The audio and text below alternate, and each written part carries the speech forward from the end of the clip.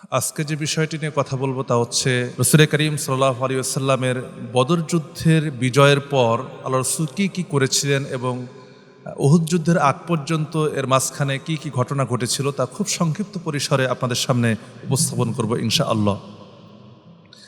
তো রাসূল করিম সাল্লাল্লাহু আলাইহি ওয়াসাল্লাম যখন বদর যুদ্ধের বিজয় যখন অর্জিত হলো এবং কুরাইশদের পরাজয় হলো, পরাজয়ের পর আল্লাহ রাসূল সাল্লাল্লাহু আলাইহি ওয়াসাল্লাম যায়েদ ইবনে হারেসা তাকে হুজুরের যে উটনি ছিল কাসওয়া, এই উটনি সহ এবং আরেকজন সাহাবীকে মদিনায় প্রেরণ করলেন এই সুসংবাদ দেওয়ার জন্য যে মুসলমানরা বদরের যুদ্ধে বিজয় লাভ করেছে। অপরদিকে ইহুদিরা কিন্তু ইতিমধ্যে মদিনায় ছড়িয়ে দিয়েছে যে মুহাম্মদ সাল্লাল্লাহু আলাইহি ওয়াসাল্লাম এবং তার সাথীরা বদরে পরাজিত হয়েছে এবং তাদের শোচনীয় পরাজয় হয়েছে। তো যায়েদ ইবনে হারেসা রাদিয়াল্লাহু তাআলা আনহু যখন মদিনার উপকূলে যখন গেলেন এবং তাদেরকে যখন বিজয়ের সুসংবাদ শোনালেন যে মুসলমানরা বিজয় লাভ করেছে, তখন অনেকেই এটাকে বিশ্বাস করতে পারছিল না। একজন ইহুদি এসে কটাক্ষ করে বলল যে যদি মুহাম্মদ বিজয়ী লাভ করবে তাহলে তুমি তার উট নিয়ে পালিয়ে এসেছো কেন? অর্থাৎ যায়েদ বিন হারেসা তিনি যে রাসূল সাল্লাল্লাহু আলাইহি ওয়াসাল্লামের উট নিয়ে উটে চড়ে এসেছেন, এই জন্য সে বলল যে দেখো মুহাম্মদ শহীদ হয়েছে এবং তার উট নিয়ে যায়েদ ইবনে হারেসা সে পালিয়ে এসেছে। তখন উসামা ইবনে যায়েদের সন্তান এসে বলছে, আব্বাজান এই লোকটি যা বলছে তা কি ঠিক? তখন যায়েদ ইবনে হারেসা বলছেন, তুমি আগামীকাল সকালেই দেখতে পাবে যে কার কথা ঠিক আর কার কথা ব্যাঠিক। তো এই কথা বলার সঙ্গে সঙ্গে উসামা ইবনে যায়েদ বলছে যে আগামীকাল, ইহুদিকে বলছে আগামীকাল তোমার বিচার হবে, আল্লাহ রাসূল যখন আসবেন তখন তোমার বিচার করা হবে। তখন সে ইহুদি বলছে, দেখো আমি তো আসলে এই কথা বোঝাতে চাই না, আমি তো এই কথা বলি না। তারা মানে কথার মধ্যেই তারা কথাকে ঘুরিয়ে ফেলে, কথাকে চেঞ্জ করে ফেলে কীভাবে দেখেন। তো বদরের পরে একদিকে সবচেয়ে বড় বিষয় হচ্ছে যে মুসলমানদের একদিকে ঐতিহাসিক বিজয়, আল্লাহ রাসূল বিজয় নিয়ে যখন ফিরছেন মদিনার দিকে, আর কুরাইশদের আত্মমর্যাদার আঘাত কতটা যে যখন আল্লাহ রাসূল সাল্লাল্লাহু আলাইহি ওয়াসাল্লাম পরের দিন যখন ওই বন্দীদেরকে নিয়ে ৭০ জন বন্দীদেরকে নিয়ে যখন মদিনায় ফিরছেন, প্রত্যেকের চোখ মুখের দিকে তাকানো যায় না, প্রত্যেকেই মাথা নিচু করে আছে, কেউ মাথা উঁচু পর্যন্ত করছে না, তারা লজ্জায় এবং তারা এতটাই ব্যথিত হয়েছেন যে তারা ভাবতেও পারেনি যে এমন কিছু হতে পারে। মাত্র ৩১৩ জন এসে ১,০০০-এর উপরে বিজয় লাভ করবে, এটা কিভাবে সম্ভব ছিল? তো যুদ্ধবন্দীদের সাথে যে যুদ্ধবন্দীদেরকে আল্লাহ রাসূল নিয়ে আসলেন, তাদের সঙ্গে কি আচরণটা করেছে, ইসলাম আমাদের কি শিক্ষা দিয়েছে? যুদ্ধবন্দীর সঙ্গে কি খারাপ আচরণ করবে, তাদেরকে খাবার দেবে না? রাসূল করিম সাল্লাল্লাহু আলাইহি ওয়াসাল্লাম বললেন যে তোমরা এই সকল বন্দীদের সঙ্গে সদাচরণ করো। তখন তো জেলখানা ছিল না বা আলাদা কোনো জায়গাও ছিল না, এই জন্য মসজিদে নববীর খুঁটির সঙ্গে অনেককে বেঁধে রাখা হয়েছিল। আবার আল্লাহ রাসূল সাল্লাল্লাহু আলাইহি ওয়াসাল্লাম অনেক সাহাবীকে ভাগ করে দিয়েছেন, এক একজনের তত্ত্বাবধানে দিয়েছেন যে তুমি অমুক কিনে যাও, তুমি অমুক কিনে যাও, তুমি অমুক কিনে যাও। মারধর নিষিদ্ধ করেন যে কাউকে প্রহার করা যাবে না, কাউকে আঘাত করা যাবে না। এবং শুধু তাই না, আল্লাহ রাসূল বললেন যে যার দায়িত্বে যাকে দিলেন, যেই যুদ্ধবন্দীকে যার দায়িত্বে দিলেন তাকে বললেন যে তোমরা যা খাবে তোমাদের এই বন্দী ভাইকেও তাই খাওয়াবে। সুবহানাল্লাহ বিহামদি, সুবহানাল্লাহ। আজকে পৃথিবীর এই দৃষ্টান্ত, এই নজির পৃথিবীতে কেউ দেখাতে পারবে? আজকে কেউ বলতে পারবে যে পৃথিবীতে যুদ্ধবন্দীদের সাথে পৃথিবীর কোনো জাতি বা কোনো ধর্ম এত সুন্দর, এত সৌহার্দ্যপূর্ণ, এত মার্সিফুল আচরণ করতে পেরেছে? পারেনি। কিন্তু হ্যাঁ, আমরা দেখেছি যে দীর্ঘ সময় যখন আফগানিস্তানে যুদ্ধ হয়েছে, সেখানে মুসলমানদের সঙ্গে রাশিয়ানরা যুদ্ধ করেছে, আমেরিকানরা যুদ্ধ করেছে, তাদের সৈন্যরা তালেবানদের কাছে বন্দী হয়েছে। কিন্তু তাদের বন্দী হওয়ার পরে তালেবানদের আচরণে মুগ্ধ হয়ে অনেক ইসলাম গ্রহণ করেছে। এই হচ্ছে ইসলাম। ইসলাম কখনো কোনো বন্দীর উপরে চূড়ান্ত পদক্ষেপ গ্রহণ করে না, তার সঙ্গে খারাপ আচরণ করে না, তার সঙ্গে খারাপ ব্যবহার করে না। তো রাসূল করিম সাল্লাল্লাহু আলাইহি ওয়াসাল্লাম পরের দিন ফজরের নামাজের পরে সাহাবায়ে কেরামকে নিয়ে মসজিদে শুরা বসলেন, সাহাবায়ে কেরামের পরামর্শের জন্য বসলেন। নবী করিম সাল্লাল্লাহু আলাইহি ওয়াসাল্লাম তখন সাহাবীদেরকে জিজ্ঞেস করলেন যে তোমরা বন্দীদের ব্যাপারে কি চিন্তা করছো? হযরত আবু বকর রাদিয়াল্লাহু তাআলা আনহু বললেন যে মুক্তিপণ গ্রহণের মাধ্যমে তাদেরকে ছেড়ে দেওয়া যেতে পারে, অথবা তাদের দ্বারা পরবর্তী কোনো কল্যাণ হবে, কোনো উপকার হবে, এবং ভবিষ্যতে এর দ্বারা একদিকে যেমন আমাদের অর্থনৈতিক ফায়দা হবে, আবার হতে পারে ভবিষ্যতে তাদের ইসলাম গ্রহণ করার মাধ্যমে ইসলামের উপকারও হবে। আবু বকরের চিন্তাভাবনা ছিল এইরকম। এরপরে হযরত ওমর রাদিয়াল্লাহু তাআলাকে জিজ্ঞেস করেন, ওমর তোমার কি মত? হযরত ওমর রাদিয়াল্লাহু তাআলা বললেন যে ইয়া রাসূলুল্লাহ, আমার একমাত্র মত যে আপনি সকলকে হত্যা করে দেন, কাউকে বাঁচায় রাখার দরকার। শুধু হত্যাই না, এবং যার আত্মীয় যে, এবং এই যুদ্ধে কিন্তু আকিল অর্থাৎ হযরত আলীর ভাই আকিল ধরা পড়েছিল। তাকে বলা হলো, হযরত ওমর বললেন যে আকিলকে আলীর হাতে তুলে দেন, আমার সবচেয়ে নিকটবর্তী আত্মীয় যে তাকে আমার হাতে তুলে দেন, এবং যার যার নিকটবর্তী সে তাকে যেন হত্যা করে। তো হযরত ওমর রাদিয়াল্লাহু আনহু এই পরামর্শ পেশ করলেন, কিন্তু রাসূল করিম সাল্লাল্লাহু আলাইহি ওয়াসাল্লাম শেষ পর্যন্ত তিনি হযরত আবু বকর রাদিয়াল্লাহু আনহুর এই পরামর্শটাকে অ্যাকসেপ্ট করলেন এবং গ্রহণ করলেন। আল্লাহর পক্ষ থেকেও এইরকম নির্দেশনা আসলো যে আপনি তাদের সঙ্গে উত্তম আচরণ করুন। তো যুদ্ধবন্দী নীতির আমাদের মূল শিক্ষা যেটা, যুদ্ধের ময়দানেও নৈতিকতা যেন হারিয়ে না যায়, নৈতিকতা যেন টিকে থাকে, মূল আমাদের যে ভিত্তি সেটা যেন অবশ্যই প্রতিষ্ঠিত থাকে, এবং প্রতিশোধ নয়, ভারসাম্য রক্ষা করা, প্রতিশোধ নেওয়ার উদ্দেশ্যে যে আমার উপরে আক্রমণ করেছে আমি প্রতিশোধ নেব, প্রতিশোধের উদ্দেশ্যে যেন কখনো যুদ্ধ না হয়। আমরা দেখতে পাই যে হযরত আলী রাদিয়াল্লাহু আনহু একবার এক মুশরিকের সঙ্গে যুদ্ধ হচ্ছে, এমন সময় হযরত আলী তাকে নিচে ফেলে দিয়েছেন, তাকে আঘাত করবেন, এমন সময় সেই লোকটি থুতু নিক্ষেপ করেছে হযরত আলীর মুখে। হয়তো আলী রাদিয়াল্লাহু তাআলা কী করলেন, সঙ্গে সঙ্গে তাকে ছেড়ে দিলেন। তো ওই লোকটি বলছে, তুমি আমাকে ছেড়ে দিলে কেন? তুমি তো সুযোগ পেয়েছিলে আমাকে হত্যা করার জন্য। হয়তো আলী বলছেন, ছেড়ে দিলাম এই জন্য যে এতক্ষণ আমি আল্লাহর জন্য তোমার সঙ্গে লড়াই করছিলাম, কিন্তু তুমি আমার মুখে যখন থুতু নিক্ষেপ করেছো তখন তোমার উপরে আমার রাগ হয়েছে, এটা আমার ব্যক্তিগত রাগ, আমি ব্যক্তিগত ক্রোধে তোমাকে হত্যা করতে চাই না। সুবহানাল্লাহ বিহামদি, সুবহানাল্লাহ। এই হচ্ছে সাহাবায়ে কেরাম রিদওয়ানুল্লাহি তাআলা আলাইহিম আজমাইন। এবং দয়া এবং ন্যায় বিচার, মার্সি অ্যান্ড জাস্টিস, দুটি যে একসঙ্গে করা যায় এর উত্তম নমুনা দেখিয়েছেন রাসূল করিম সাল্লাল্লাহু আলাইহি ওয়াসাল্লাম। এবং আমরা আরও দেখতে পাই যে যখন আল্লাহ রাসূল সাল্লাল্লাহু আলাইহি ওয়াসাল্লাম যখন যুদ্ধবন্দীদেরকে নিয়ে আসছেন, তখন আল্লাহ রাসূল সেদিন রাত্রিতে ঘুমাতে পারছিলেন না। তো সাহাবায়ে কেরাম যে জিজ্ঞেস করেন, ইয়া রাসূলুল্লাহ, আপনাকে মনে হচ্ছে যে আপনি খুব পেরেশান বোধ করছেন, আপনি ঘুমাতে পারছেন না। আল্লাহ রাসূল বললেন যে আমি আমার চাচার আব্বাস রাদিয়াল্লাহু তাআলা আনহু, তিনিও এই যুদ্ধে বন্দী হয়েছিলেন। তো তিনি বলছেন যে আমি আমার চাচার গঙ্গারির আওয়াজ শুনতে পাচ্ছি। সাহাবায়ে কেরাম গেলেন, আব্বাস রাদিয়াল্লাহু তাআলা আনহুর বাঁধনটাকে একটু ঢিলা করে দিলেন। আল্লাহ রাসূল তারপরে ঘুমালেন।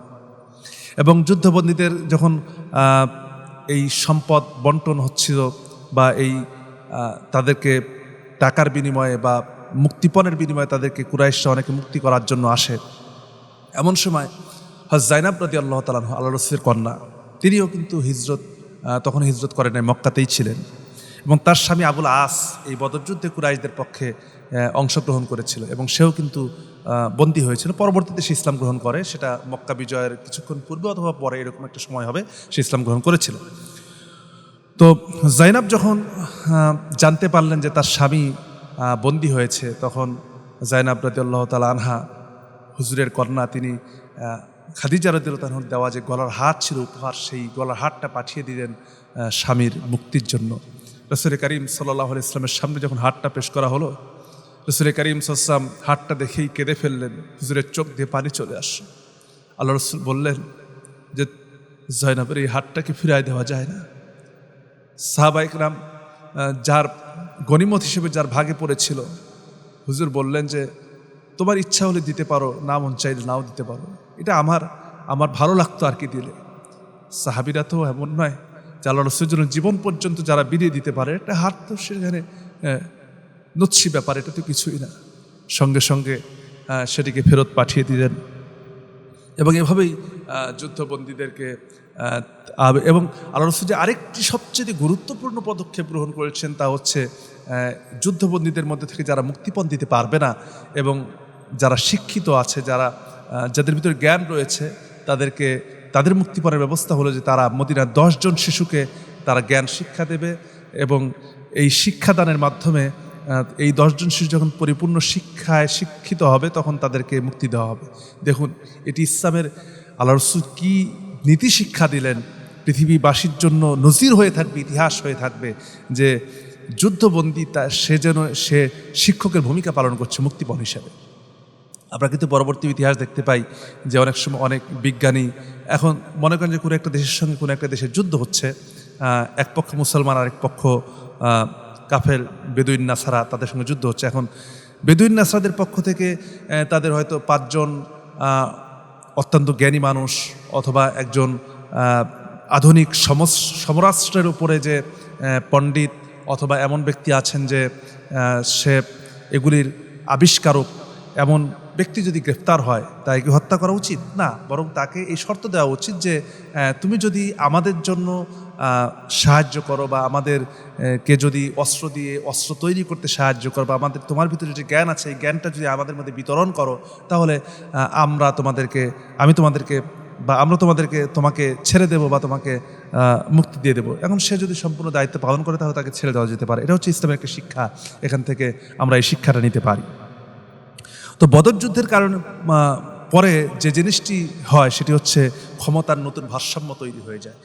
এই বদর যুদ্ধের আগ পর্যন্ত কিন্তু কুরাইশরা মনে করতো যে আমরাই আরবের একমাত্র ক্ষমতার অধিকারী, যে আমাদের উপরে ক্ষমতাবান আর কেউ নাই, আমরাই সব কিছু নিয়ন্ত্রণ করব, আমরাই সব কিছু দেখবো, আমরা যেখানে খুশি সেখানে হামলা করব, যেখানে খুশি সেখানে যাব, যা খুশি তাই করব। এই ধরনের চিন্তাভাবনা এই কুরাইশদের মধ্যে ছিল। বদর যুদ্ধে মুসলমানদের বিজয়ের পরে একদিকে মদিনার আধিপত্য তৈরি হয়, মদিনার তাদের কুরাইশদের আধিপত্য খর্ব হয় এবং তাদের প্রভাব কমে যায়, এবং চতুর্দিকে মুসলমানদের এই বিজয় সুসংবাদ ছড়িয়ে পড়ে এবং চতুর্দিক থেকে বিভিন্নজন আসতে থাকে, ইসলাম গ্রহণ করতে থাকে এবং এটার প্রভাব প্রতিপত্তি বৃদ্ধি পেতে থাকে এবং মুসলমানরা তারা যেন একটি সুখে শান্তিতে বসবাস করতে থাকে। কিন্তু এইটা কিন্তু এক শ্রেণীর মুনাফিকদের বা ইহুদিদের তারা কোনোভাবেই মেনে নিতে পারেনি। মদিনায় যারা ইহুদি ছিল, বিশেষ করে যারা ক্ষমতালোভী ছিল, ক্ষমতার জন্য যারা বেপরোয়া ছিল, তারা কোনোভাবেই মেনে নিতে পারেনি। কারণ হচ্ছে এখান থেকেই কিন্তু মুনাফিকদের জন্ম হয়। বদর যুদ্ধের আগে কিন্তু মুনাফিক ছিল না, বদর যুদ্ধের পরেই মুনাফিকদের জন্ম হয়। কী করে? যে আল্লাহ রাসূল যখন মদিনায় একক আধিপত্য বিস্তার করলেন এবং বদর যুদ্ধের কারণে যখন মুসলমানদের একটা আধিপত্য বিস্তার হয়ে গেল, তখন মুনাফিকরা দেখলো যে, অর্থাৎ যারা এতদিন পর্যন্ত ইসলাম কবুল করেনি, তারা দেখলো যে আমরা যদি এখনও যদি মৌখিকভাবেও যদি ইসলাম কবুল না করি বা রাসূল সাল্লাল্লাহু আলাইহি ওয়াসাল্লামের সঙ্গ যদি না দেই, তাহলে তো আমাদের যে লাভ বা আমরা যে চিন্তা করি, আমরা যে এখান থেকে একটি ফায়দা নিতে চাই, এই ফায়দা থেকে তো আমরা বঞ্চিত হয়ে যাব। মূলত তারা দুনিয়ার কিছু ফায়দার জন্য তারা আল্লাহ রাসূলের কাছে আসে, ইসলাম গ্রহণ করে। তার মধ্যে তাদের নেতা ছিল আব্দুল্লাহ ইবনে উবাই। কারণ আব্দুল্লাহ ইবনে উবাই তো এমন ব্যক্তি যাকে আল্লাহ রাসূল সাল্লাল্লাহু আলাইহি ওয়াসাল্লাম, আমরা ইতিপূর্বে জেনেছি যে একজন সাহাবী এসে বলছেন, ইয়া রাসূলুল্লাহ, আপনি যদি এই মুহূর্তে আমাদের মধ্যে না আসতেন মদিনায়, তাহলে তো আমরা কয়েকদিনের মধ্যেই আমরা সকল আয়োজন সম্পন্ন করে ফেলেছিলাম খাজরাজ গোত্র, যে আমরা আব্দুল্লাহ ইবনে উবাইকে তাকে রাজার মুকুট পরাবো, এবং মুকুটও প্রস্তুত হয়ে গিয়েছিল।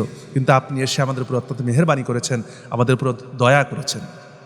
তা আব্দুল্লাহ ইবনে উবাই সে দেখলো যে এটা তো কোনোভাবেই মেনে নেওয়া যায় না, বরং আমাদের কিছু আধিপত্য হলেও ধরে রাখতে হবে। এই ধরে রাখতে হলে মুহাম্মদের সঙ্গ দেওয়া লাগবে, তার কাছে যাওয়া লাগবে এবং তাদের সঙ্গে মিলেমিশে তাদেরকে শেষ করা লাগবে। এই আব্দুল্লাহ ইবনে উবাই এবং সে শুধু নিজেই না, এবং তার অনেক সাঙ্গপাঙ্গ সহ তারা প্রকাশ্যভাবে ইসলাম গ্রহণ করে, বাহ্যিকভাবে ইসলাম গ্রহণ করে, কিন্তু অন্তর থেকে, মন থেকে তারা কখনো ইসলামকে মেনে নিতে পারেনি এবং তারা কুফরিকে এবং শিরকে লালন করত। আরেকদিকে যেটি হয় যে ইহুদিদের মনোভাবের পরিবর্তন হতে থাকে। ইহুদিদের ভিতরে মনোভাবের পরিবর্তন যেটা হয় তা হচ্ছে যে তারা তাদের সঙ্গে যে চুক্তি হয়েছিল বা ইহুদিদের সঙ্গে চুক্তিবদ্ধ হয়েছিল, শান্তি চুক্তি, যে এখানে রাষ্ট্রের ভিতরে কেউ যদি আক্রমণ করে তাহলে সকলে মিলে প্রতিহত করবে এবং এখানে সকলে মিলে একসঙ্গে এই রাষ্ট্রের জন্য কাজ করবে এবং তারা সকলে একসঙ্গে নিজেদের নিরাপত্তা বিধান রক্ষা করবে। এই ক্ষেত্রে দেখা যায় যে ইহুদিদের কিছু কিছু গোত্র বা কিছু কিছু দল তারা এখানে নিজেদের ভিতরে পরিবর্তন আনে ফেলে এবং তারা শান্তি চুক্তিকে, যদিও বাহ্যিকভাবে শান্তি চুক্তি তারা গ্রহণ করলেও অন্তর থেকে তারা কখনো মেনে নিতে পারেনি। এর মধ্যে প্রথম যেইটি হয় তা হচ্ছে বনু সুলাইম এবং বনু গাফতান গোত্রের একটি যুদ্ধ হয় বদর থেকে ফিরে আসার পরপরই। এটা কয়েকদিন পরেই এই যুদ্ধে প্রায় 200 জন সৈন্য নিয়ে রাসূল আকরাম সাল্লাল্লাহু আলাইহি ওয়াসাল্লাম কুদর নামক জায়গায় যান এবং তারা সেখানে প্রস্তুতি নিচ্ছিল যে মদিনায় কীভাবে আক্রমণ করা যায়। মদিনায় আক্রমণ করার জন্য তারা উট, তারপরে ঘোড়া ইত্যাদি তাদের রসদ প্রস্তুত করছিল। রাসূল আকরাম সাল্লাল্লাহু আলাইহি ওয়াসাল্লাম যখন এই খবর পেলেন গোয়েন্দা মারফত, দেখেন আল্লাহ রাসূলের গোয়েন্দা কতটা নেটওয়ার্ক কেমন করে ছড়ানো ছিল যে প্রত্যেকটি জায়গায় প্রত্যেকটি স্থানে গোয়েন্দা বাহিনী সেট করে রেখেছেন রাসূল করিম সাল্লাল্লাহু আলাইহি ওয়াসাল্লাম, যার কারণে গোয়েন্দা মারফত যখন খবর পেলেন যে এরা চেষ্টা করছে মদিনা আক্রমণ করার জন্য এবং মদিনাকে প্রতিহত করার জন্য, ইসলামী বাহিনীকে প্রতিহত করার জন্য, আল্লাহ রাসূল কিন্তু সঙ্গে সঙ্গে দেরি করেন নাই তাদেরকে বুঝিয়ে দেওয়ার জন্য যে আমরা কিন্তু বসে নাই, আমরা কিন্তু সকল খবর রাখি এবং সকল প্রস্তুতি আমাদের সম্পন্ন আছে। রাসূল করিম সাল্লাল্লাহু আলাইহি ওয়াসাল্লাম 200 সৈন্য নিয়ে তাদের কাছে পাঠালেন এবং তাদের সঙ্গে কোনো যুদ্ধ হয়নি। তারা মুসলিম বাহিনীকে দেখেই তারা সেখান থেকে পালিয়ে যায় এবং তাদের উটগুলি রেখে যায় এবং দেখা যায় সেখান থেকে সাহাবায়ে কেরাম 500 উট তারা গনিমত হিসেবে সেখান থেকে পেয়ে যান। আরেকদিকে বনু কাইনুকা, এই বনু কাইনুকা কারা? বনু কাইনুকা হচ্ছে মদিনার মধ্যে বসবাসকারী একটি শক্তিশালী ইহুদি গোত্র এবং তাদের পেশা এবং অর্থনীতি ছিল তারা জুয়েলারি ব্যবসা করত বর্তমানে, বা স্বর্ণ ব্যবসায়ী ছিল। মদিনার বাজারে তাদের শক্তিশালী নিয়ন্ত্রণ ছিল এবং মদিনার সনদে তারা স্বাক্ষর করেছিল মুসলিমদের সাথে সহাবস্থান করবে এবং শান্তি চুক্তি বজায় রাখবে এবং শক্তিমত্তার দিক থেকেও কিন্তু তাদের প্রায় 700 থেকে 800 বা তারও বেশি তাদের নিজস্ব যোদ্ধা ছিল এবং তাদের লৌহবর্ম ছিল যেগুলি দিয়ে তারা যুদ্ধ করতো এবং যুদ্ধ পরিচালনা করত এবং তাদের অনেক রসদ ছিল। তো তাদের এই শক্তিমত্তার কারণে তারা মনে করতো। আর আরেক দিকে কিন্তু এই আব্দুল্লাহ ইবনে উবাই, সেও কিন্তু বনু কাইনুকা যে উস্কিয়ে দিচ্ছে যে তোমরা মুহাম্মাদের বিরুদ্ধে বিদ্রোহ করো, ইসলামের বিরুদ্ধে বিদ্রোহ করো, এই শান্তি চুক্তি ছুঁড়ে ফেলে দাও, ভেঙে ফেলো, আমি তোমাদেরকে, যদি তোমাদের উপরে কোনো আক্রমণ হয় বা তোমাদের উপরে কোনো মুহাম্মদ সাল্লাল্লাহু আলাইহি ওয়াসাল্লাম অথবা তার সাথীরা যদি তোমাদের উপরে কোনো আক্রমণ করে তাহলে আমি তোমাদের হয়ে তোমাদেরকে প্রতিহত করবো এবং তোমাদেরকে রক্ষা করব। তো এরা সবসময় বনু কাইনুকা চেষ্টা করছে যে কীভাবে করে যুদ্ধ বাঁধানো যায়। যুদ্ধ বাঁধানোর জন্য তারা খুব চেষ্টা করতে থাকে এবং যুদ্ধ বাঁধানোর জন্য তারা করে কি, যে তাদের বাজারে একজন মুসলিম মহিলা এক জুয়েলারি দোকানে যায় তার কিছু জিনিস কেনার জন্য বা ক্রয় করার জন্য। সেখানে যাওয়ার পরে তারা প্রথমে সেই মহিলাকে তার নেকাব খোলার জন্য বলে, বা সেখানে সেই সময়টা তো আসলে পর্দার বিধান নাজিল হয়নি, কিন্তু এরকম বর্ণনা পাওয়া যায়। কিন্তু আসল কথা হচ্ছে তাকে কাপড় খোলার জন্য বা শরীরের যে যতটুকু শালীনতা বজায় রাখে শালীনতার কাপড়কে তাকে সরানোর জন্য বলে। তখন সে অস্বীকার করে, কিন্তু পাশ থেকে আরেকজন ইহুদি তার কাপড়কে পিছন থেকে একটি আংটার সঙ্গে বেঁধে দেয় যেন সে উঠতে গেলে পরে সে উলঙ্গ হয়ে পড়ে বা বিবস্ত্রহীন হয়ে পড়ে, শ্লীলতাহানি হয়। এই জন্য শ্লীলতাহানি করার জন্য চেষ্টা করে। যখনই সেই মহিলা তখন কিছুক্ষণ পরে ওই দোকানের সঙ্গে কথা বলে উঠতে লাগলো, তখন এই আংটার সঙ্গে যে কাপড় বাঁধা ছিল যে কাপড়টা খুলে যায় এবং সে চিৎকার করে কেঁদে উঠে এবং মানে সে শ্লীলতাহানির কারণে একজন মুসলিম মহিলা যার আত্মমর্যাদা রয়েছে, যার আত্মসম্মান রয়েছে, তার শরীর থেকে যদি কাপড় সরে যায় বা কেউ যদি সরিয়ে দেয়, তার এর চাইতে বড় মানে আঘাত, এর চাইতে বড় কষ্ট তো একজন সম্মান, যার আত্মসম্মান বোধ সম্পন্ন মহিলার জন্য এর চাইতে বড় কষ্ট তার হতে পারে না। তো সে যখন চিৎকার করতে থাকে তখন একজন মুসলিম পাশেই দেখলো যে এই অবস্থা, তখন সে যে ওই ইহুদিকে, যে ইহুদি মুসলিম মহিলাকে শ্লীলতাহানি করেছিল তাকে হত্যা করে ফেলে এবং তাকে হত্যা করার পরে বনু কাইনুকার সমস্ত ইহুদিরা একত্রিত হয়ে তারা এই মুসলিম যুবককে আঘাত করতে থাকে এবং তাকেও হত্যা করে ফেলে। এবং হত্যা করার পরে মুসলমানদের মধ্য থেকে যখন এটার ব্যাপক প্রতিক্রিয়া শুরু হয়ে যায় এবং তারা আক্রমণ করার জন্য চিন্তা ভাবনা করে যে আমরা আক্রমণ করব, এটাকে প্রতিহত করতে হবে, তখন দেখা যায় যে তখন তারা চ্যালেঞ্জ দিয়ে থাকে যে তোমরা তো ওই কুরাইশদের সঙ্গে বদরে যুদ্ধ করেছো, তারা তো যুদ্ধ কৌশল সম্পর্কে কিছুই জানে না, তাদের যুদ্ধ কৌশল সম্পর্কে কোনো জ্ঞানই নাই, তাদের সঙ্গে তোমরা মোকাবেলা করে মনে করছো তোমরা বড় যুদ্ধ হয়ে গিয়েছো, আসো আমাদের সঙ্গে লড়াই করো, দেখো যুদ্ধ কাকে বলে আমরা দেখাই দেব। তো এইরকমভাবে যখন তারা মুসলমানদেরকে হুমকি দিতে থাকে, আরেকদিকে শুধু তাই না, একদিকে মুসলমানদেরকে হুমকি দেয়, আরেকদিকে মুসলমানদের ভিতরে মুসলমানদের ভিতরে যে আওস এবং খাজরাজ যে পূর্ববর্তী গোত্র ছিল তাদের মধ্যে যে আল্লাহ রাব্বুল আলামিন মুআল্লাফা বাইনা কুলুবিহিম তাদের মধ্যে ভ্রাতৃত্বের বন্ধন পয়দা করে দিয়েছেন, এই ভ্রাতৃত্বের বন্ধনকে নষ্ট করার জন্য কিন্তু তারা উঠে পড়ে লেগে যায় যে কীভাবে এই ভ্রাতৃত্বের বন্ধনকে নষ্ট করা যায়, তাদেরকে কীভাবে আলাদা করা যায়, এবং তারা কোনোভাবেই মেনে নিতে পারছিল না যে মুসলমানরা কীভাবে একত্রিত হয়ে থাকে। তো একদিন এই অবস্থা চলাকালীন সময়ে শাস বিন কায়েস, সে ছিল বনু কাইনুকার এক সর্দার এবং সে পণ্ডিত এবং কবি ছিল, এবং সে তার এক ভৃত্যকে পাঠিয়ে দিল। একদিন দেখলো যে আউস এবং খাজরাজের মুসলমানরা এক জায়গায় বসে তারা গল্পগুজব করছে, বিভিন্ন মাসালা নিয়ে কথা বলছে, দিনই আলাপ করছে। তো এইটা দেখে সে কোনোভাবে মেনে নিতে পারলো না এবং সে একজন তার দাসকে পাঠিয়ে দিল যে তাদের মধ্যে যাও এবং তাদের যে পুরনো বুয়াজ যুদ্ধ চলছিল বিগত 100 বছর ধরে বা 80 বছর ধরে, তো এই বুয়াজ যুদ্ধের পিছনেও কিন্তু ইতিহাসে যে জিনিসটি পাওয়া যায়, এই বুয়াজ যুদ্ধ চালার পিছনেও কিন্তু এই বনু কায়নুকা দুই দলকেই, আওস এবং খাজরাজ দুই দলকে অর্থ দিয়ে সাহায্য করতো যেন এই যুদ্ধটা চলতে থাকে এবং তারা যেন কখনো শক্তিশালী হতে না পারে মদিনার উপরে, এবং সেই নেতৃত্বের জায়গাটা যেন এই ইহুদিরা ধরে রাখতে পারে। এই জন্য আদিবাসীদের মধ্যে তারা যুদ্ধ বাধায় রাখত। তো এই বনু কায়নুকা সে কী করলো, সে যে মুসলমানদের আওস এবং খাজরাজ যারা বসেছিল তাদের পিতৃপুরুষের নাম স্মরণ করে বুয়াজ যুদ্ধ সম্পর্কে বলতে লাগলো যে তোমাদের পিতাকে অমুক হত্যা করেছে, অমুকের পিতাকে অমুক হত্যা করেছে, অমুককে অমুক হত্যা করেছে। তারও উত্তেজনামূলক কবিতা পাঠ করতে লাগলো। আর সে সময় তো কবিতা ছিল অস্ত্রের চাইতে বেশি কাজ করতো, কারণ মক্কা মদিনায় সে সময় কবিতা এতটা প্রভাব ছিল যে আপনি অস্ত্র দিয়ে বা আপনার অস্ত্র শক্তি যতটা না কাজ করে, কবিতার মাধ্যমে মানুষকে তার চেয়ে বেশি প্রভাবিত করা যেত। তো সে সেভাবে করে প্রভাবিত করতে থাকে এবং এই প্রভাবিত করার মাধ্যমে দেখা যায় এই মুসলমানদের মধ্যে পুরানো শত্রুতা তখন জেগে ওঠে হঠাৎ করেই। আর এমন সময় কেউ বাড়িতে ঢাল আনার জন্য যায়, কেউ তরবারি আনার জন্য যায়, যে আবার যুদ্ধ হবে, আবার যুদ্ধ হবে, আসো। এইরকম একটা চিন্তাভাবনা যখন তাদের মধ্যে জাগ্রত হয়, এই সময় রাসূল করিম সাল্লাল্লাহু আলাইহি ওয়াসাল্লামের কাছে একজন সাহাবী যে ইয়া রাসূলুল্লাহ, সর্বনাশ হয়ে গেছে। কী হয়েছে? বলছে যে এই অবস্থা, ইহুদিরা এসে তো আমাদের মধ্যে গণ্ডগোল বাধায় দিচ্ছে।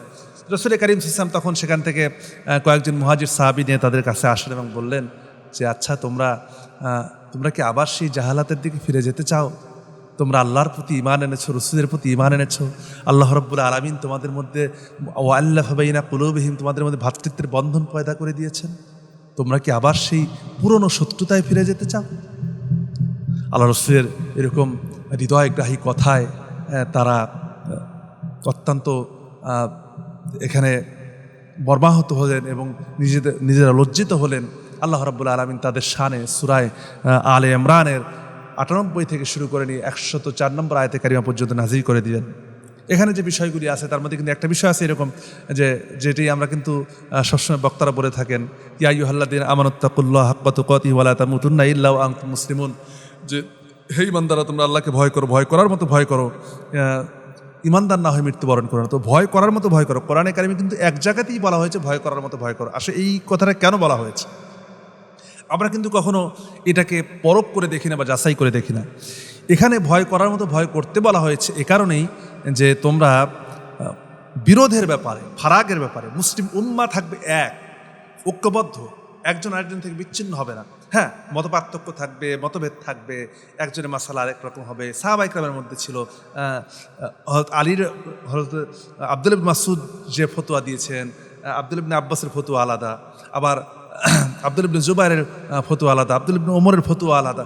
এই যে মতপার্থক্য কিন্তু ছিল, মতপার্থক্যের কারণে কিন্তু মতভেদ হয়ে যায়নি, বিরোধ হয়নি, একজন আরেকজনের সঙ্গে ফাইট হয়নি।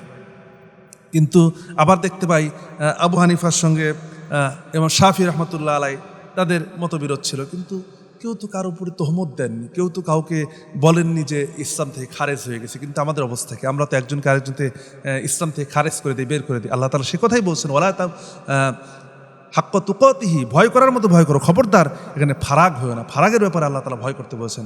আর ওয়ালা তামুতুন্না ইল্লা ওয়া আনতুম মুসলিমুন, আল্লাহ তাআলা কিন্তু এর আগের আয়াতে সমস্ত 99 কি 100 নম্বর আয়াতে আল্লাহ তাআলা বলছেন যে তোমরা যদি তাদের কথা মেনে যদি তোমরা নিজেদের মধ্যে ফারাক করো, তাহলে কিন্তু তোমাদেরকে আমি আবার ঈমান থেকে কুফরির দিকে ফিরায় দেব।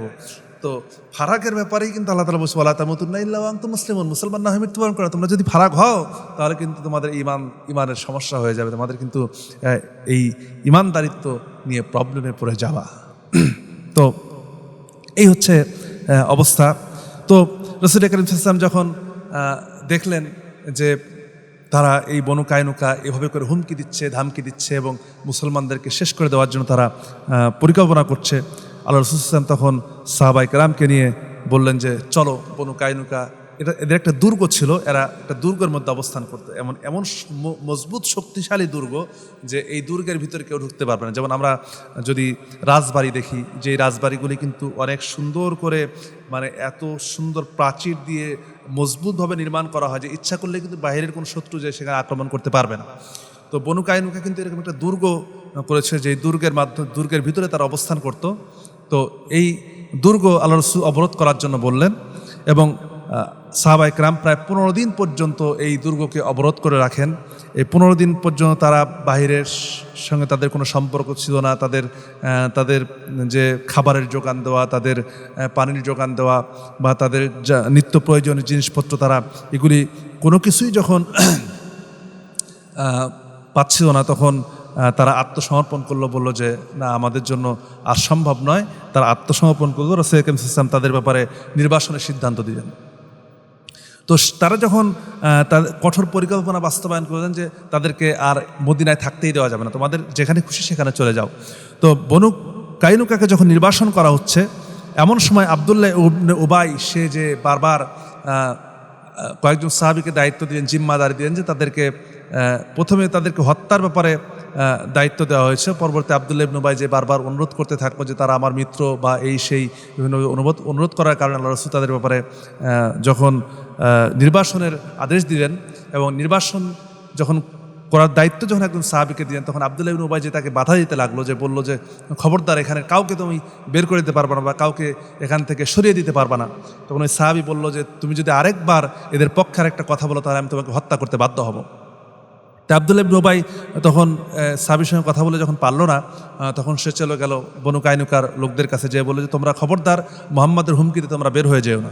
তো তখন তারা বলল যে আব্দুল্লাহ ইবনে উবাই কিন্তু এদিকে বলেছিল যে যদি তোমাদেরকে অবরোধ করা হয়, তোমাদেরকে বন্দী করা হয়, তবে আমিও তোমাদের সঙ্গে শরিক থাকবো। কিন্তু এই যে আব্দুল্লাহ ইবনে উবাই উস্কানিতে বনু কায়নুকা আল্লাহর রাসূলের বিরুদ্ধে তারা অবস্থান গ্রহণ করলো এবং চুক্তি ভঙ্গ করলো, কিন্তু পরবর্তীতে এই যে 15 দিন পর্যন্ত তাদেরকে মুসলিম বাহিনী অবরোধ করে রাখলো, এই অবরোধ চলাকালীন কিন্তু একদিনের জন্য আব্দুল্লাহ ইবনে উবাই তাদের সঙ্গে সাক্ষাৎ করার জন্য যায় নাই। তখন তারা বলল যে আমরা তোমাকে চিনেছি, তুমি তো এর আগে বলেছে যে তুমি আমাদের সঙ্গে থাকবে, আমাদের সঙ্গে অবস্থান করবে, কই এতদিন পর্যন্ত তোমাকে দেখলাম না, এতদিন কোথায় ছিলে?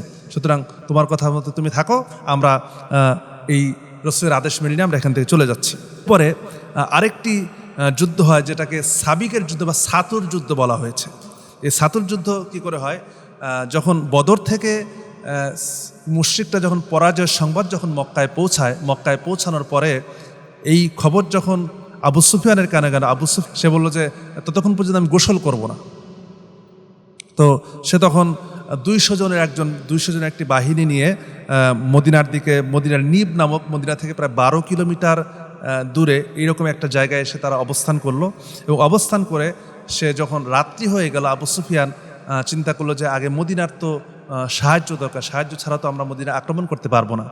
এই জন্য সে বনু নজির গোত্রের হুয়াই ইবনে আখতাবের কাছে তার বাসায় গেল। বাসায় গিয়ে বলল, দরজা করাঘাত করলো। হুয়াই ইবনে আখতাব ভিতর থেকে বলল কে? তখন এই আবু সুফিয়ান বলছে, তার পরিচয় দিল। তখন হুয়াই ইবনে আখতাব বলছে, খবরদার আমার সঙ্গে কোনো কথা বলতে এসো না, এই 2 দিন আগেই কেবলমাত্র বনু কায়নুকাকে মদিনা থেকে বের করে দেওয়া হয়েছে, আমি কি আবার তোমার সঙ্গে কথা বলে বিপদে পড়বো নাকি? তখন আবু সুফিয়ান দেখলো যে না, এখানে তো কোনো লাভ হলো না। তখন সে চলে গেল আরেকজনের বাসায়, তার নাম ছিল সাল্লাম বিন মিশকাম। সে ছিল ইহুদিদের অর্থাৎ বনু নজির গোত্রের, সে ছিল অর্থ সম্পাদক, অর্থাৎ আমাদের ভাষায় যদি বলি সে ছিল অর্থ সম্পাদক। তার কাছে গেল এবং সাল্লাম বিন মিশকাম তাকে অত্যন্ত আদর আপ্যায়ন করলো, ভিতরে রাখলো এবং সেখানে মদের আসর বসল। মদের আসরে সে বসে মদ্যপান করলো। তো মদ্যপান করা অবস্থায় সে সাল্লাম বিন মিশকামের সাথে সমস্ত কথা সে বলতে লাগলো যে এই অবস্থা, আমরা এই কারণে এসেছি। তো রাসূল করিম সাল্লাল্লাহু আলাইহি ওয়াসাল্লামের একজন সাহাবী তখনও মদ তো নিষিদ্ধ হয় নাই, তো সেই আসরে ছিলেন। তো যখন আবু সুফিয়ানের এই কথা শুনলো, শোনার সঙ্গে সঙ্গে সে ওখান থেকে দ্রুত এসে ফজরের আগেই আল্লাহ রাসূলকে সংবাদ দিলেন যে ইয়া রাসূলুল্লাহ, এই ব্যাপার, আবু সুফিয়ান তার বাহিনী নিয়ে আসছে এখানে আক্রমণ করার জন্য। আল্লাহ রাসূল ফজরের নামাজ পড়েই প্রস্তুতি নিলেন তাদের পিছনে ধাওয়া করার জন্য। তা আবু সুফিয়ান এইদিকে সকালবেলা ফিরেই সেখানে কিছু কাঠ সংগ্রহ করলো এবং ওখানে আগুন ধরিয়ে দিল। আগুন ধরিয়ে দিয়ে সে কিছু বাড়িঘর জ্বালিয়ে দিল এবং কয়েকজন আনসার সাহাবী যাদের কাজ করতো, কৃষক ছিল, কৃষকদেরকে কয়েকজনকে হত্যা করলো। হত্যা করে যখন সে জানতে পারলো যে মুসলমানরা ধাওয়া করেছে, তখন সে আসার সময় মক্কা থেকে তারা আসার সময় অসংখ্য মানে উটের পৃষ্ঠ বোঝাই করে করে তার ছাতু নিয়ে আসছিল, ছাতুর বস্তা ছিল, প্রতিটি উটের পিঠে 2-3টা করে ছাতুর বস্তা ছিল। তো আবু সুফিয়ান তখন বলল যে আমাদেরকে দ্রুত পালাতে হবে। এখন পালানোর জন্য কি করা যায়? তারা আবু সুফিয়ান বলছে ছাতুর বস্তা রাখো, আগে যান বাঁচাও। ছাতুর বস্তা কেউ করলো কি, ওই ছাতুর বস্তার ফুটা করে দিও যে ছাতু পড়তে পড়তে যাক, আস্তে আস্তে পাতলা হতে থাক। আবার কেউ ছাতুর বস্তা ফেলে রেখেই পালিয়ে গেল। তো রাসূল কারীম সাল্লাল্লাহু আলাইহি ওয়াসাল্লাম যখন ওই নিব নামক জায়গায় গেলেন, যাওয়ার পরে দেখলেন যে ছাতুর পড়ার রাস্তা দেখে তাদের পিছনে ধাওয়া করলেন এবং শেষ পর্যন্ত যখন কুরাইশদের সীমানার কাছাকাছি পৌঁছে গেলেন তখন বলছে তাদেরকে ছেড়ে দাও। এবং আল্লাহ রাসূল সেখান থেকে গনিমত হিসেবে অসংখ্য ছাতুর বস্তা মদিনায় নিয়ে আসেন, যা মুসলমানদের খাবারের যোগান হিসেবে কাজ করে। এবং আরেকটি যুদ্ধ হয় জি আমরের যুদ্ধ। এটি জি আমর হচ্ছে একটি জলাশয়। তো গাফতান গোত্রের শাখা বনু সালাবা এবং বনু মুহাবের তারা মদিনা আক্রমণ করার জন্য তারা পরিকল্পনা করে এবং রাসূল সাল্লাল্লাহু আলাইহি ওয়াসাল্লাম গোয়েন্দা মারফত জানতে পারেন যে তারা মদিনা আক্রমণ করতে যাচ্ছে। নবী করিম সাল্লাল্লাহু আলাইহি ওয়াসাল্লাম যখন একথা জানতে পারলেন তখন সঙ্গে সঙ্গে ওসমান রাদিয়াল্লাহু তাআলা আনহুকে তিনি মসজিদে নববীর আল্লাহর রাসূলের প্রতিনিধি বানিয়ে নবী করিম সাল্লাল্লাহু আলাইহি ওয়াসাল্লাম তখন প্রায় 450 সৈন্য নিয়ে আল্লাহর হাবিব সাল্লাল্লাহু আলাইহি ওয়াসাল্লাম তিনি রওনা করেন তাদেরকে প্রতিহত করার জন্য। এবং তাদেরকে আল্লাহর রাসূল বলেন তাদেরকে আমরা দেখিয়ে দিতে চাই তারা আক্রমণ করার আগেই যেন আমরা তাদের উপরে আক্রমণ করতে পারি। তো আল্লাহর রাসূল সাল্লাল্লাহু আলাইহি ওয়াসাল্লাম যখন পথে চলছেন তখনও পর্যন্ত তিনি যে আমরে ওই কূপের কাছে পৌঁছান নাই। তার আগেই একটি পাহাড় পাড়ি দেওয়ার সময় একজনের সঙ্গে সাক্ষাৎ হয়, তার নাম ছিল ইতিহাস পাওয়া যায় জব্বার। সে ছিল একজন কৃষক। তো সাহাবা ইকরাম তাকে ধরে ফেলছে, বলছে যে বলো তুমি কি উদ্দেশ্য এখানে আসছো, আর তোমার উদ্দেশ্য কি, তুমি কি আমাদের খোঁজখবর নেওয়ার জন্য আসছো নাকি? তখন সে বলছে যে আসলে আমি তো যাচ্ছি মদিনায় কাজের জন্য, আমার কিছু কাজ পেলে পরে ভালো হয়। তখন বলছে তুমি এই পিছনে কোনো বাহিনী সম্পর্কে কিছু জানো? সে বলল আমি তেমন কিছু জানি না, তবে আমি যতটুকু জানি যে বনু গাফতানের এরা প্রস্তুতি নিচ্ছে মুসলমানদের বিরুদ্ধে আক্রমণ করার জন্য, তবে এরা এতটাই ভীতু আপনাদেরকে যদি দেখে তারা এরা পালিয়ে যাবে। হ্যাঁ, এতটুকু সে খবর দিল এবং আল্লাহ রাসূল তাকে এসে বললেন যে তুমি ইসলাম গ্রহণ করো, কালিমা পড়ে নাও। তখন সঙ্গে সঙ্গে জব্বার সে কালিমা পড়ে নিয়ে যাবে এবং মুসলমান হয়ে গেল। তো রাসূল কারীম সাল্লাল্লাহু আলাইহি ওয়াসাল্লাম যখন এই ওদের কাছে গেলেন, ওই অর্থাৎ জি আমরের কূপের কাছে যখন গেলেন, তার দুই পাশে পাহাড়। আল্লাহ রাসূল দেখলেন যে ওরা পাহাড়ের উপর থেকে দেখছে যে মুসলিম বাহিনী আসতেছে।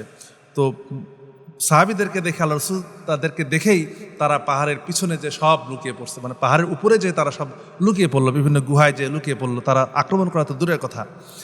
তো তখন জব্বার বলছে দেখছেন ইয়া রাসূলুল্লাহ, আমি তো বলেছিলাম যে তারা আপনাকে দেখলে পরেই বা মুসলিম বাহিনী দেখলে পরে তারা এতটাই ভীত যে তারা আসলে আক্রমণ করতে পারবে না, তাদের অবস্থা হলো এরকম।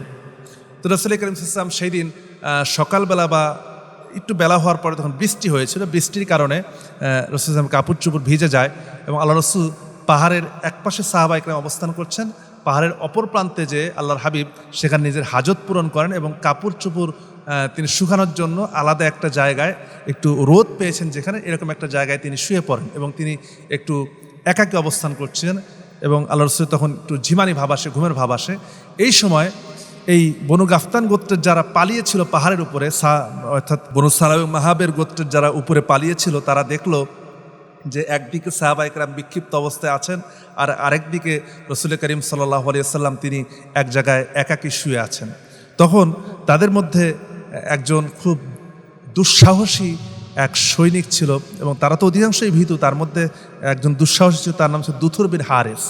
এই দুথুর বিন হারেসকে যে বলল যে তোমার কিন্তু এখন এই একটা সুযোগ, তুমি কিন্তু এই সুযোগটা যদি কাজে লাগাও পুরা মক্কা মদিনার ভিতরে তোমার নাম হয়ে যাবে। দেখো মুহাম্মদ সাল্লাল্লাহু আলাইহি ওয়াসাল্লাম তিনি একাকী এই জায়গায় শুয়ে আছেন, তুমি ইচ্ছা করলে কিন্তু এখন যে তাকে হত্যা করতে পারো। তো দুথুর বিন হারেসকে তারা উস্কিয়ে দিল এবং দুথুর বিন হারেস তখন খোলা তরবারি নিয়ে এসে রাসূল করিম সাল্লাল্লাহু আলাইহি ওয়াসাল্লামের সামনে দাঁড়িয়েছে এবং আল্লাহ রাসূলকে হত্যা করবে। এমন সময় রাসূল করিম সাল্লাল্লাহু আলাইহি ওয়াসাল্লামের সামনে সে তরবারি হাতে নিয়ে দাঁড়িয়ে বলছে, হে মুহাম্মদ, এখন আমার হাত থেকে তোমাকে কে বাঁচাবে? রাসূল করিম সাল্লাল্লাহু আলাইহি ওয়াসাল্লাম তখন উঠে পড়লেন এবং বললেন যে আল্লাহই আমার জন্য যথেষ্ট। এই কথা বলার সঙ্গে সঙ্গে দুথুর বিন হারেসের হাত কাঁপতে শুরু করলো এবং তার হাত থেকে তরবারি পড়ে গেল এবং আল্লাহ রাসূল সাল্লাল্লাহু আলাইহি ওয়াসাল্লাম তখন ওই তরবারিটাই হাতে উঠিয়ে নিয়ে বললেন যে এবার বলো আমার হাত থেকে তোমাকে কে বাঁচাবে? তখন দুথর বিন হারেস বলছে যে আপনার ব্যাপারে শুনেছি আপনি অত্যন্ত দয়াবান, আপনার দিলটা নরম, আপনি রহমদিদের অধিকারী, আপনি আমার উপরে দয়া করুন। তখন রাসূল করিম সাল্লাল্লাহু আলাইহি ওয়াসাল্লাম তাকে ছেড়ে দিলেন এবং বললেন তুমি কি ইসলাম গ্রহণ করবে? তখন সে ইসলাম গ্রহণ করলো এবং সে তার গোত্রের কাছে ফিরে গেল। ফিরে যে তখন তার গোত্র অপেক্ষায় আছে যে তাকে ফিরে যাওয়া দেখে সবাই মানে আনন্দ মিছিল করবে, যা খবরের অপেক্ষা আছে, যে খবর পেলেই আমরা একটা আনন্দ মিছিল করে মক্কার দিকে রওনা দেব।